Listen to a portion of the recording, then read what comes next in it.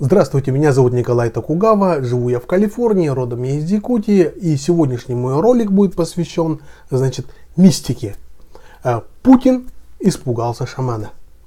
И, он решил, не рисковать. Там речь какая шла?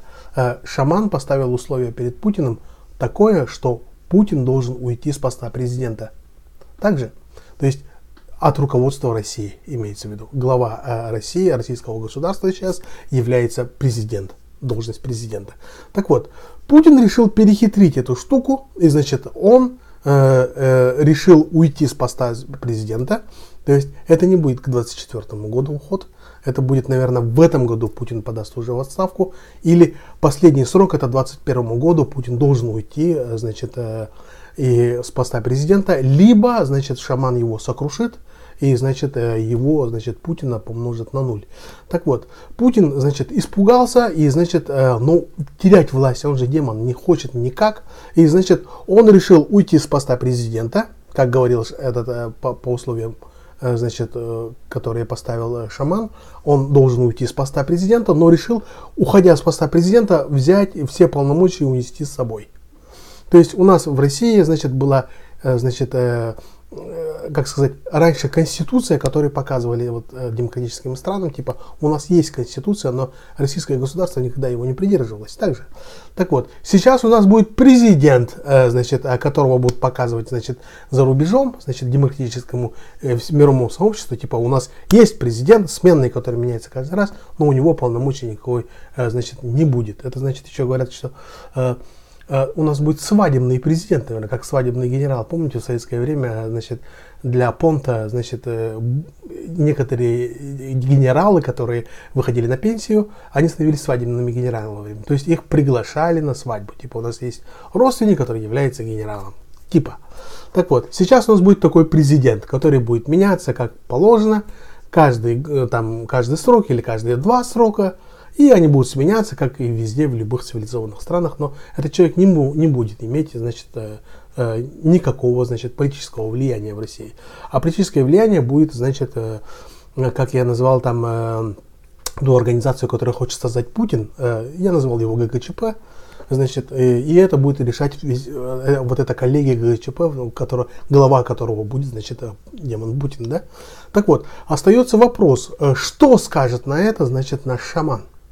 Дело в том, что я давайте расскажу, каким образом, когда, если вы впервые, на моем канале, когда и в каких условиях, Александр Габышев, шаман, попал ко мне на стену. Так вот, это было в прошлом году, когда я впервые услышал, что из Якутии вышел какой-то человек из Якутска, и, он идет из Якутска в Москву пешком. Подумал, замечательно, пускай идет. Классно. Тем более зимой это довольно-таки, у нас же минус 40. Понимаете, даже в марте это, по российским меркам это лютые морозы. Там самая, средняя температура там бывает минус 30. Так вот, а он вышел, когда было минус 40. Так вот, потом я услышал, что он говорил, что он шаман. У нас в якутских традициях шаманствовать не воспрещается никому. Мы смотрим всегда на результат. То есть мы не смотрим есть ли у него бубен, нет ли у него бубена, правильно ли он камлает, неправильно, сколько раз он прыгнул, не прыгнул, сколько раз он посмотрел. Это не важно. Мы смотрим на результат. Если результат у этого человека 90% хотя бы, да, то этот человек считается у нас шаманом. Если у этого человека периодически работает на 5%, скажем, у него успеха или 10% успеха, это погрешность на мнительность людей. Это еще работает как плацебо. Понимаете, этих людей мы называем в якутской традиции шаманствующими. То есть оюнум суяр так называется. Так вот, но это не считается шаманом у нас. Так вот, Александр Габышев идет пешком, из одного населенного пункта в другой населенный пункт. И в этих населенных пунктах дело в том, что он никогда раньше не был. И люди выходят, его встречают с хлебом, солью. Люди улыбаются и радуются. Они подпитываются энергией. Сразу видно, что этот человек, Александр Габышев, влияет на них каким-то невообразимым образом, что у людей, какой-то по глазам видно, что у них как будто какой-то праздник в жизни, значит, у них появляется какая-то надежда в жизни, понимаете. Я смотрел на это, думаю, парадокс, такого быть не может, понимаете. Ладно, в одном населенном пункте его так встретили, но потом другой населенный пункт, третий населенный пункт, там уже какие-то ОМОНовцы в военной форме его встречают. Сколько людей его там встречало? Люди как к магниту ему тянутся. У него некоторые люди просто в летних ботинках к нему пришли и пошли с ним, значит, вместе. У него группа уже вокруг него 10 человек. Я на это посмотрел, думаю, попытайся кто-либо другой это сделать, но не получится же. Это такая штука получается лишь тогда, когда кто-то тебя конкретно сверху перекрывает. Понимаете? То есть у тебя должна быть такая энергия, которая исходит от тебя, чтобы люди к тебе тянулись. Это, как сказать, отличительная черта шаманов. Но дело в том, что когда я получил последнее доказательство для себя, что этот человек является великим шаманом, когда Путин испугался, понимаете, его влияние прошло тысячи и тысячи километров от Бурятии до Москвы, проникла прямо в Кремль, проникла прямо в Путина, и Путин, значит, испугался. И ночью, значит, он же шаман был не вооружен, его группа была невооруженная. Эти люди шли пешком, они, как сказать, они шли даже, можно сказать, без денег, на пожертвования людей. У них ничего не было, понимаете. Это человек не политический, какая-то политическая фигура, которая заканчивала Ельский университет или что-нибудь в этом роде. Это человек не Навальный, который имеет штабы там по всей России. Нет ничего такого. Он жил 3 года в лесу, понимаете, а потом вышел и пошел, понимаете. Он и политик, это две существенно разные вещи. Понимаете? Он не знает никаких политтехнологов или так далее. Можно исследовать его, и он не проходил никакой специализированной подготовки. Но этот человек природное, у него есть такое, значит, влияние. Понимаете? Дело в том, что шаман, настоящий шаман, может повлиять на судьбу одного человека. Сильный шаман может повлиять на весь род. Еще сильный шаман может повлиять на судьбу целых деревень и улусов. Величайшие шаманы, их, значит, влияние гремит по всей Якутии. Но никогда еще не было, чтобы один шаман влиял на историю всей России, понимаете? Дело в том, что недавно Путин, значит, решил сделать, поменять конституцию, подготавливая того, что он собирается уходить с поста президента. Но он, конечно, в чемодан засунул все свои там эти привилегии, значит, все свои полномочия и решил создать себе новую, значит, как сказать, новую структуру, которая будет управлять Россией. Что-то, я его назвал ГКЧП, да? Так вот, он будет лидером этого ГКЧП. И вот, представляете, Путин пошел на это без видимых причин. Единственная причина по срокам это был Александр Габушев, ребята. Единственная причина. Ни Трамп, ни против. У нас вообще в Америке с этим импичментом, нам здесь, то есть, как сказать, в Америке вообще о зарубежных мало о чем думают. У них все проблемы связаны с этим импичментом, потому что это 3-й раз в истории существования Соединенных Штатов. Понимаете? И все взбудоражены этим, значит, этим занимаются. До мировых в Америке вообще некогда. В Европе, там у них там с этим ливийским конфликтом, Каддафи же давно умер.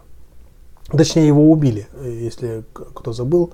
Значит, там была революция, этот человек слишком долго сидел, он был диктатором, значит, и он отравил народ Ливии настолько глубоко, что до сих пор уже, как бы говорится, сколько лет не прошло, до сих пор избавиться от этого не могут. Значит, противоречие в Ливии такое, что они продолжают друг друга убивать. Европейцев это беспокоит. И они там почему-то Путина позвали, Путин туда съездил, вернулся оттуда, и, значит, что-то у него переломилось там. Понимаете? Потому что, когда он понял, что у него нет видимых врагов, он остался лицом к лицу с мистикой. То есть, как сказать, неизбежной кары, которая его настигнет. Понимаете? И он решил разыграть последнюю карту, которая это самое. Я считаю, что, ребята, мы должны еще раз поднажать. У нас есть надежда, не все у нас потеряно в России. То есть, имеется в виду, ребята, выходите на митинги на 1 февраля. Значит, я хочу видеть там 10 миллионов человек, чтобы власть в России изменилась за один день. Понимаете, о чем я говорю? Если мы будем затягивать с этими играми, значит, в тоталитарные режимы, в диктатуры, понимаете, все это всегда с тоталитарными режимами, все вот эти истории заканчиваются всегда одинаково. Это революция, гражданская война, ребята. Мы уже проходили эту штуку, нам эта штука нахрен не нужна. Пока сейчас еще Путин просидит 10 лет, гражданская война станет неизбежной. Потому что мы перестанем понимать друг друга, понимаете? Сейчас еще куча людей, значит, как сказать, Путин же занимается тем, что он очерняет американцев в глазах россиян же. Когда как американцы 4 раза доказывали, что Америка является другом для России. 4 раза, когда Россия умирала с голоду, они присылали гуманитарную помощь. Без каких-либо... В одном вообще они ленд-лиз устроили. И, значит, в глазах американцев, значит, Путин постоянно, значит, унижает и очерняет граждан России, то есть россиян. Американцы сейчас думают, почему народ России молчит, когда Путин вот захватывает, значит, вторгается в Грузию, потом в Украину, когда Путин лишает, значит, россиян пенсий, когда Путин, значит, уничтожает российский бизнес. Понимаете, когда Путин уничтожает образование, когда Путин уничтожает, закрывает тысячи и тысячи больниц, понимаете, и при нем никакого развития ни социального, ни промышленного, ни торгового, ни научного. Значит, Россия прямиком скатывается, значит, с 20 века все страны попали в 21 век, мы прямиком въехали в 19. У нас опять монарх, нищая страна, и народ молчит. Американцы смотрят на это и думают, что с этими русскими не так? Как бы они же вроде из тоталитарного режима выскочили, вроде стали цивилизованной европейской страной. Уже они стали чуть-чуть зажиточными, они начали ездить по всему свету, отдыхать. Ну, конечно, старые привычки остаются, но все-таки наш народ стал же более цивилизованным. Вот в Америку приезжает сколько нашей молодежи, айтишников. Продвинутые ребята с открытым, очень честным, так сказать, чистым разумом, понимаете? Почему они приезжают? Да потому что там Путин сидит. Он гнобит, и вот они сюда и приезжают. Сколько бизнесменов сюда приехало? Потому что бизнесу в России Путин не дает жить. И они спрашивают, ребята, а в чем дело-то? Потом именно поэтому у американцев закрадывается мысль, что может быть с этим народом что-то не то, понимаете? А я это называю работой Путина по очернению россиян в глазах мирового сообщества. Чтоб, блин, мы так с каменного века и не вылезли. Тупицы, нам только в диктатуре и жить как будто. Понимаете, о чем я говорю? Поэтому 1 сентября давайте изменим ситуацию. Давайте вернем наши пенсии, давайте вернем наши зарплаты, давайте вернем, значит, богатство России, значит, себе.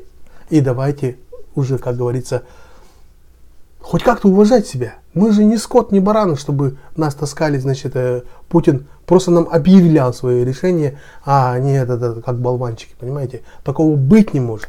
Поэтому, ребята, у нас есть надежда, мы победим, и все будет замечательно. Подписывайтесь на мой канал, значит, ставьте лайки и никогда не теряйте надежду. Спасибо.